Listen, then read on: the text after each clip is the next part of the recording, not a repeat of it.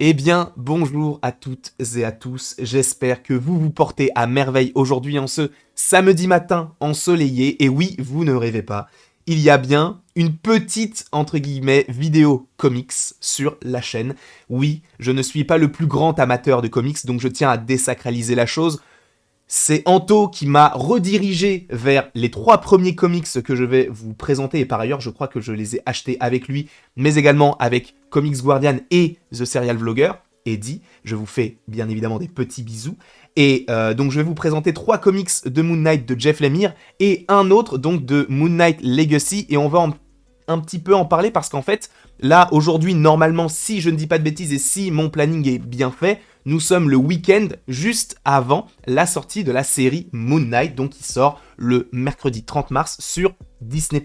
Et je me suis dit que ce serait possiblement un petit peu intéressant de vous proposer quelques comics à lire avant la série. Alors tu vas me dire, oui, mais sachant que t'en as 5 à nous montrer, c'est vrai qu'entre samedi et mercredi, entre possiblement le moment de l'achat, le moment de la réception, bah déjà on perd du temps et en plus il faut les lire, donc il faut avoir du temps, il est vrai. Mais c'est uniquement pour vous proposer ce genre de petits comics et je dois vous dire que j'ai passé un très très bon moment devant. Alors cette vidéo, je ne sais pas si je l'ai déjà dit, mais ce ne sera pas forcément une vidéo avis, mais uniquement une vidéo de présentation pour vous dire que le personnage peut être hyper intéressant et cela peut même nous donner quelques petits indices sur plutôt le déroulé de la série. Commençons tout de suite avec donc les comics de Jeff Lemire qui sont tout simplement ici. Attendez, hop là. Donc il y a 3 tomes. Donc il y en a un blanc, un noir et un gris. Donc on reste vraiment sur un, comment on peut dire ça, un thème couleur un petit peu neutre, un petit peu sombre. Donc on a du blanc, donc ça c'est le tome numéro 1, le tome numéro 2 et le tome numéro 3.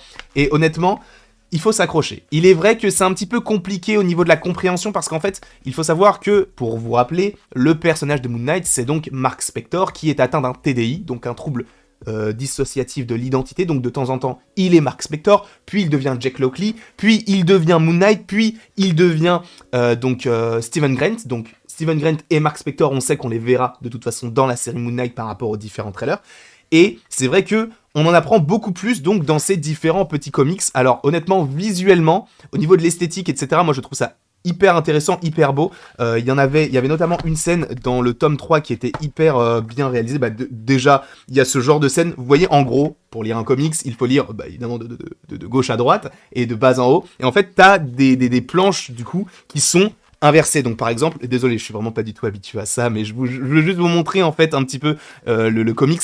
Là, vous voyez en fait, vous vous dites, mais c'est à l'envers. Non, en fait, c'est pas du tout à l'envers parce que si je prends une autre page, bah, c'est totalement à l'endroit. En fait, c'est que on rentre dans l'intériorité du personnage et c'est tout aussi flou pour le personnage que pour nous. Parce que déjà, du coup, cette planche, en fait, il faut la renverser pour pouvoir la lire. Celle d'avant, il faut tourner le comics dans ce sens-là pour vraiment bien comprendre en fait les dialogues et comprendre en fait le sens de lecture. Et ce qui est très intéressant, c'est qu'en fait, le scénariste et l'illustrateur ont réussi vraiment à nous plonger dans l'histoire et à nous faire nous poser des questions en fait, parce que pour tout vous dire, dans le tome 1, en fait, on commence avec un Moon Knight qui est déjà dans un asile, donc dans un asile psychiatrique, donc on se demande si tout se passe dans sa tête ou non, et en fait c'est ça pour les 3 tomes, parce qu'il y a vraiment des scènes qui sont très très étranges, dans le sens où de temps en temps on va avoir des scènes où il va affronter un loup-garou, d'autres où bah, par exemple tu as cette planche qui est très très jolie je trouve, avec notamment des sortes donc...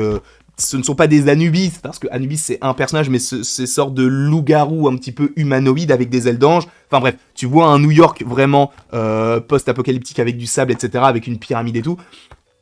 T'as vraiment des décors qui sont totalement différents les uns des autres, et en fait c'est hyper intéressant de ce point de vue là par rapport à la différence d'esthétisme, parce que là par exemple ça c'est typiquement, je dis typiquement mais je connais pas forcément très très bien le travail de Jeff Lemire, mais c'est ce genre d'esthétique que l'on peut retrouver sur les 3 tomes. Et si on va à la toute fin du coup du premier tome, en fait on tombe sur une toute autre esthétique, et ça je trouve ça hyper intéressant parce que ça te montre qu'en fait l'esthétique joue dans la compréhension de l'histoire. Parce que quand tu passes d'une esthétique à une autre, tu sais qu'en fait, tu changes totalement. Bon, après, c'est un petit peu complexe dans le sens où il y a l'histoire qui suit également, et tu te dis, bon, là, je suis avec Jake Lockley, mais après, je passe avec Mark Spector qui va, du coup, affronter des aliens dans l'espace avec une tenue de cosmonaute, puis après, tu le retrouves militaire. Enfin bref, c'est assez complexe, et c'est vrai que pour commencer, c'est peut-être un petit peu compliqué, mais... honnêtement, enchaînez-vous les 3 tomes et ce sera beaucoup plus simple parce qu'il y a beaucoup de personnages aussi que l'on retrouvera supposément dans la série. notamment Marlène, même si bon, elle ne s'appelle vraisemblablement pas Marlène dans la série, et peut-être que ce ne serait qu'un personnage un petit peu modifié, et on aurait possiblement le Frenchie, enfin bref, des personnages qui sont vraiment, qui font partie de la vie de Moon Knight, et honnêtement, je trouve ça très intéressant, donc je ne peux que vous conseiller ces 3 tomes qui honnêtement ne sont pas très très épais. Bon, je dis ça, mais j'ai peut-être mis à peu près une semaine à les lire parce que j'ai pris mon temps, mais sachez, bon, ils ne sont pas gratuits, entre guillemets, dans le sens où c'est quand même assez cher. Enfin, moi, je trouve que c'est cher, dans le sens où, par exemple, celui-ci, je l'ai acheté 17€, le tome 2, 16, et le tome 3, 16 également.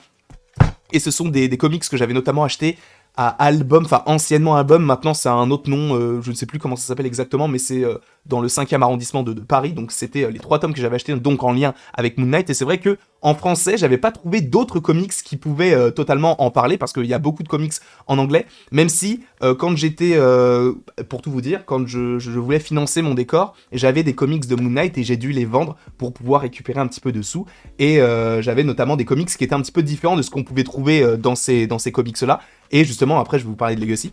Mais honnêtement, c'est très intéressant pour comprendre en fait la psychologie du personnage. Et ce qui est cool, c'est qu'en fait, t'as l'impression que le méchant, c'est à la fois lui et le gentil. Tu vois ce que je veux dire ou pas? En fait, il joue un petit peu les deux rôles. Et t'as Khonshu qui joue aussi un rôle très important. Et Khonshu, ça va être aussi très intéressant de le découvrir dans les comics, possiblement avant de regarder la série dans laquelle il devrait avoir une partie assez importante.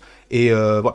Ça, c'était du coup les comics en lien avec Jeff Lemire, avec Greg Smallwood au dessin, et avec Torres, Francavilla, Stokely et Smallwood pour le tome 2, et Smallwood tout seul sur le tome 3. Bref, je vous les conseille fortement parce qu'ils sont très très jolis, l'histoire est assez intéressante, et c'est vrai que ça peut être un petit peu compliqué au début, mais si vous les enchaînez les 3, ça peut être assez simple pour la compréhension, et vous allez voir qu'en fait la série Moon Knight peut vous paraître...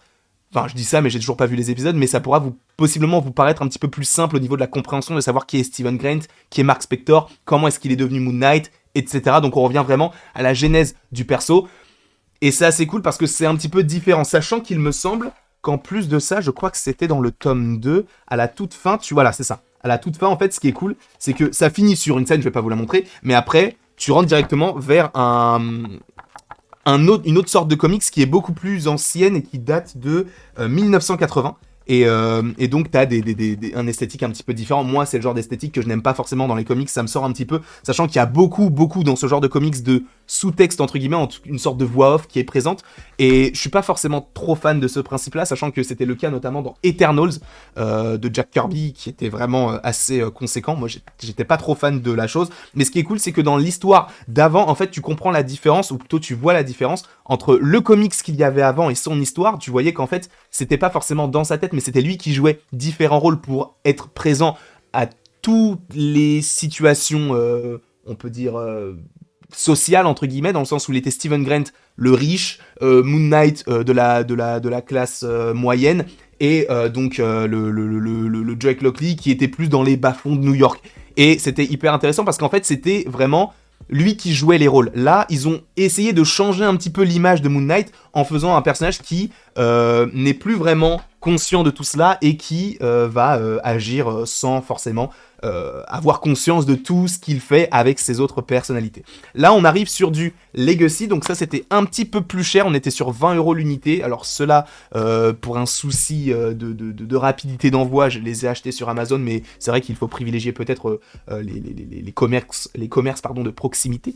Mais honnêtement, je peux vous parler uniquement du tome 1. Alors ça c'est du coup Max Bemis et Jacken Burrows, donc pour le tome 1, et bon, pour le tome 2, donc de Legacy, je l'ai pas encore lu, enfin j'ai lu que le début, et j'ai vu que j'étais un petit peu pris par le temps, je ne vais pas pouvoir totalement vous en parler, mais je pense que déjà, ces 3 tomes et ce premier tome de Legacy peuvent suffire pour vous en parler, et honnêtement, celui-ci, c'est mon coup de cœur. Alors, cela était très très bon, mais alors celui-ci, si vous pouvez le lire avant la série, foncez. Parce que ça te présente en fait Moon Knight encore une fois sous un autre prisme, et cette fois-ci on ne commence pas avec Moon Knight, mais on commence avec un personnage qui s'appelle Sun King. Alors je ne sais pas si vous connaissez un petit peu ce personnage-là, mais je vais essayer de pas trop vous spoiler par rapport aux planches, mais en gros on peut avoir ce genre de planche très très très stylé, donc avec le personnage qui va se réveiller en fait.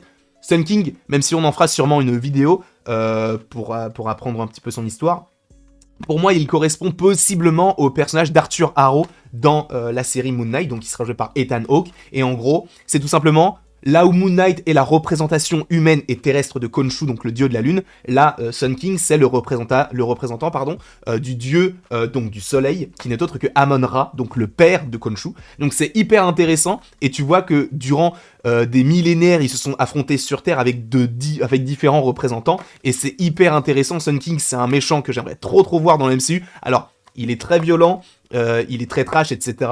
Il va brûler des gens quand il le faut, quand lui il veut. Et c'est assez complexe de proposer ça dans le MCU, mais à voir en soi, sachant que pour vous montrer un petit peu le physique du personnage, c'est vrai qu'il ressemble quand même pas mal à ce qui est représenté avec Ethan Hawke.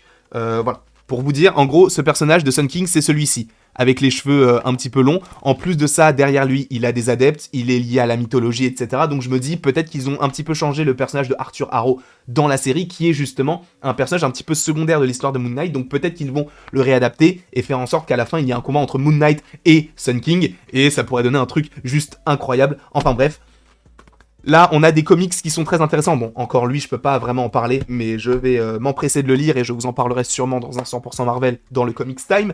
Mais donc, honnêtement, pour vous parler très brièvement de ces comics-là, les Moon Knight classiques, tome 1, tome 2, tome 3 de Jeff Lemire sont très très bons, mais ça peut être un petit peu compliqué. Honnêtement, si je devais vous conseiller vraiment un comics dans lequel c'est bien expliqué, son histoire est vraiment bien exploité, et on parle vraiment de Marlène aussi, un petit peu du Frenchie, même si bon, il y a des histoires qui se passent avant, donc ça peut être un petit peu compliqué, mais honnêtement, je peux vous conseiller de lire celui-ci en premier. Encore une fois, je ne suis pas le plus grand connaisseur de comics, et loin de là, il y a des personnes qui en parlent beaucoup mieux que moi, et moi j'avais juste envie de le faire à mon échelle et de vous proposer des trucs que n'importe qui en fait pourrait vous proposer, sachant qu'encore une fois, je ne suis personne dans le monde du comics et je ne serai jamais personne, je ne me prétends pas du tout être un grand connaisseur, donc sachez qu'il y a pas mal de comics qui peuvent être assez intéressants par rapport à Moon Knight, et honnêtement, en français, c'est tout ce que j'ai trouvé. Mais supposément qu'après la série, ils vont commencer à rééditer des choses, à traduire des anciens comics, à faire des intégrales, etc.